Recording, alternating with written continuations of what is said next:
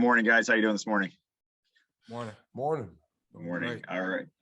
Good. We'll get started here. First question for you guys comes from Andrea Adelson with ESPN. Go ahead. Good morning, guys. This question is for Aidan. When we were talking to David Ajabo yesterday, he said that last offseason he came to you and said, I'm going to be in your hip pocket the whole offseason because he wanted to learn from you. Just wondering what you saw from him during your work together and whether that led you to believe he would have the type of season that he's had this year. Yeah, that's right. Every day in that offseason, he was right with me that whole time. And, he committed to it every day. And even the days that, it was very difficult. So, he was grinding his ass off this whole offseason. So, all the awards and accolades that he's getting right now, he completely deserves. And next question is from Casey Jones. Go ahead, Casey. Good morning, guys. This question is for both of you. We all know the phrase, those who stay will be champions. Obviously, the words have different meanings for both of you. Can you please just describe what they mean to you each personally? I think they're pretty similar to both of us. I know Josh has got one more year on me, but he didn't win a championship his freshman year. So we both stayed, we both grinded. We are in it, in the hard stuff. We were in the mud, and we came out, and now we're both finishing up our careers and really putting a staple on our legacy here at Michigan. And now we just got to finish the job. Yeah, those words, like Aidan said, to both of us mean, everything, coming in here, as a young freshman earlier on, you've seen those words, but you've never really seen it acted out. And we were the ones, who stuck it out, who stayed through the thick, who stayed through the good and bad times and got to the end of the road. And, it means everything, and it feels good because we are champions and we still got more work to do. So those who stay with me as champions means everything. And it's a great feeling. The next question comes from Max Goldwasser. Go ahead, Max. Hey guys, this is for both of you guys, so you can answer individually. Josh, you're a graduate student. Aidan, and you're a senior. I think a lot of players in your position, maybe not a lot, but we see it nowadays where players will decide to forego their bowl games to prepare for the NFL draft and the next part of their careers. Why was it so important for both of you to finish out this season with the team? I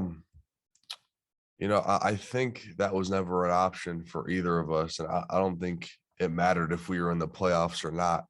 If we were playing in some other bowl, I think you'd see me and Josh both strapping up again because, we wouldn't leave our team out to dry ever, just for all the work we put in. Yeah, like Aidan said, like it wasn't even close to an option. We've been through so much as a team together throughout this whole season, ups and downs to get to the point we're at. And it's like the only way is to finish what we started. And that's how we feel. That's how this teams feel. We're just ready to go get it in a couple of days. And next question from Brad Galley. Go ahead, Brad. Hold on a second. Sorry about that. Go ahead, Brad. Thanks, guys. Coming in from Channel 7 back home in Detroit as a fellow Catholic leaguer who went to Brother Rice, St. Mary's, Divine Child for you two guys. You come from storied programs, storied schools. What's the vibe been like from your alumni community? Because there are a ton of guys that have come through those halls, and Aidan, a ton of women that have come through those halls too that have done amazing things. What's the support been like from the alumni base back home from those communities? The support has been tremendous, especially, from the Orchard Lake St. Mary's community. Everybody's happy for our success. Everyone's happy to see what not only myself is doing, but also the team and how we're succeeding and pushing forward. And they just wish for the best and wish us to, go get it this next game and have our best game. Yeah, the support from Divine Child has been great. I got a lot of my old teachers texting me and stuff like that, wishing me good luck, all that good stuff. So it's really good, to have them at my back. Next question from Lainey Higgins. Go ahead, Lainey. Hey there, guys. This is a question kind of about just scheme and how you guys think you'll match up. Because obviously, you're the quarterback you're playing against, Stetson Bennett, is a little bit shifty. He's proven that he can be creative in the pocket when, the play breaks down. And I'm curious, just how you think the strengths of this Michigan defense match up against what Georgia's offense is going to throw at you. Yeah, I think the strengths of this Michigan defense match up really well. You got a quarterback in Stetson Bennett who's a consistent quarterback and extends plays. And as a defense, we have to do a really good job, stopping the run, first and second down, and having a great game plan on third down and getting off the field. Yeah, Josh is right. He's a very mobile quarterback. So that's definitely a point of emphasis. But first things first, we got to stop that run game.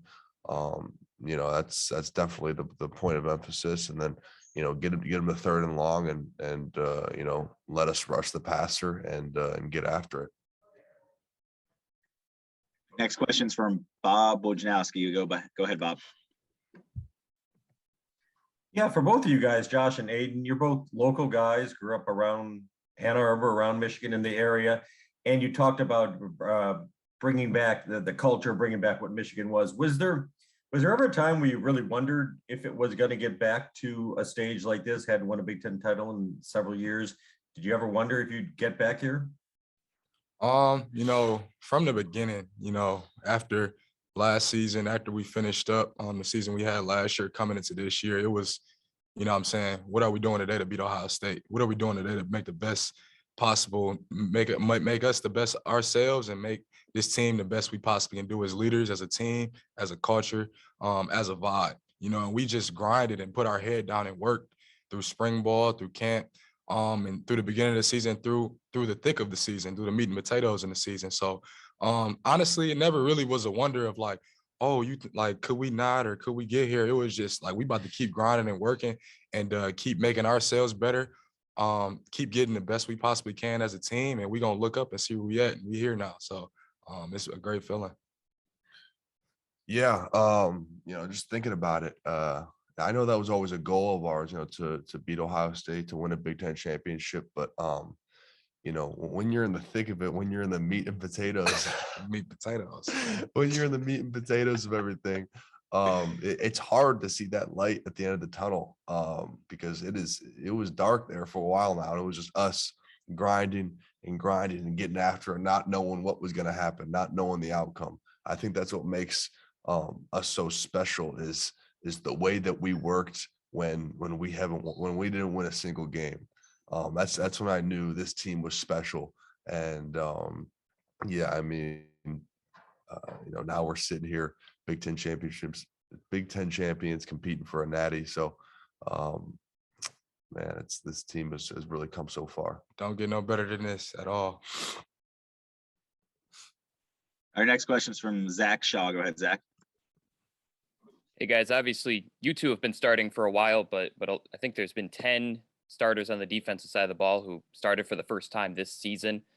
David Ajabo, DJ Turner, Rod Moore, a lot of guys who actually really did well. What do you think was the key to having so many either young players or players who hadn't been able to contribute much, not only step in games, but step in as well as they did? Personally, I feel it was number one, just the culture that was put in place in the offseason, how we worked, how we came together, how we rallied, and not only the culture, but the work ethic and attention to detail, especially from the younger guys on our team, how they attack the film room, how they attack on bettering their craft every single day before the season even started. Spring ball, summer, camp, all these times where nobody sees what's going on, but we do, and we putting our most work in.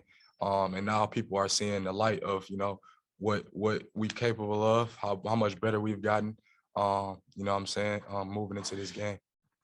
Yeah, I think that goes to show really the attention to detail, like Josh was saying, with these guys who haven't started, because, a lot of them I didn't think would start this season or get that opportunity to, but, injuries happen, things happen, and then guys step up and, they just make plays. So I think that's what's crucial is, they understand the defense, they understand the scheme, and, they're very elite in their preparation.